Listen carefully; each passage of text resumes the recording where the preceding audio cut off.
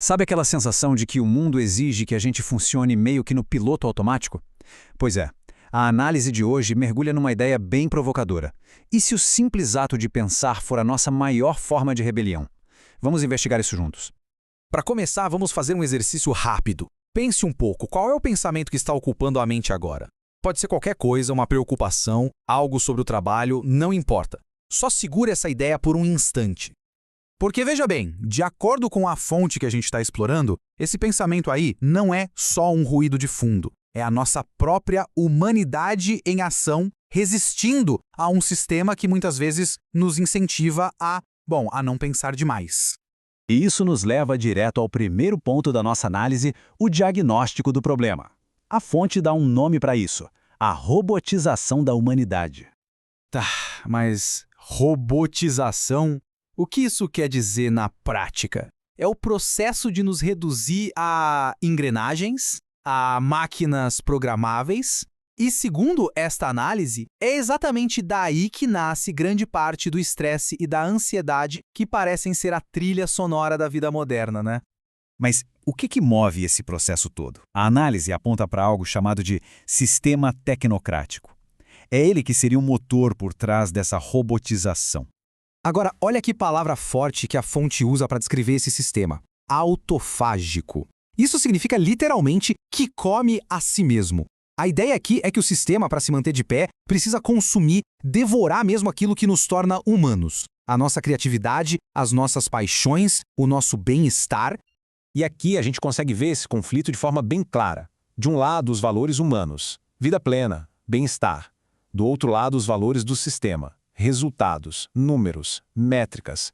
É quase como se a vida estivesse sendo trocada por uma planilha. Essa citação resume o paradoxo perfeitamente. A tecnologia avança, o que é ótimo, mas o sistema que a gente mantém, esse contexto tecnocrático, continua enxergando só resultados e números. Ele não enxerga a existência humana. O que nos leva, claro, a esta pergunta fundamental. Quando a gente ouve por aí que o sistema está funcionando perfeitamente, a questão que fica no ar é: perfeito para quem exatamente? Então, como é que isso se manifesta no nosso dia a dia? A fonte descreve esses sintomas com um termo bem pesado: os sinais do aleijamento cognitivo. Castração. É uma palavra forte, eu sei, e é usada de propósito. Ela descreve aquela pressão para a gente anular quem a gente é, sabe? Para a gente se encaixar num molde, num padrão que, no fim das contas, serve apenas para manter o sistema rodando. E aqui tem alguns exemplos bem concretos disso.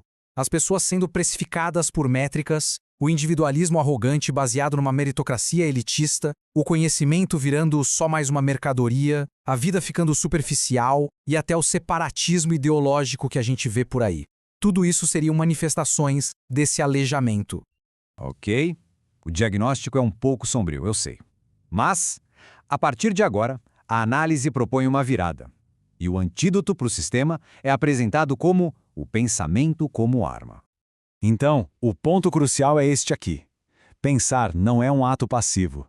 Não é algo que acontece isolado dentro da nossa cabeça. Pensar é agir. É o primeiríssimo passo para qualquer tipo de transformação. Lembra daquele pensamento lá do começo? Aquele que incomoda, que questiona? Ele não é um defeito. Segundo a análise, ele é a nossa humanidade resistindo. É uma manifestação genuinamente humana contra um mundo que nos oferece um monte de meias-verdades. Certo, se o pensamento é uma arma, como é que a gente usa? A parte final da análise se dedica justamente a isso. E o caminho proposto é, surpreendentemente simples, mas ao mesmo tempo muito profundo. Primeiro passo: parar.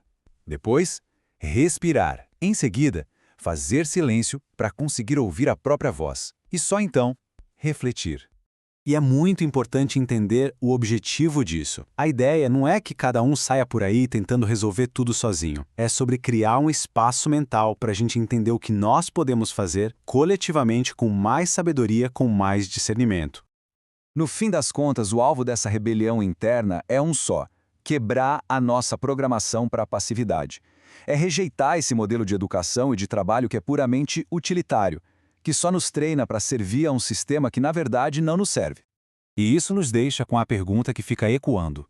O pensamento que acontece na mente de cada um, ele está sendo programado para a passividade ou ele já é uma arma para a transformação? A reflexão, com certeza, continua.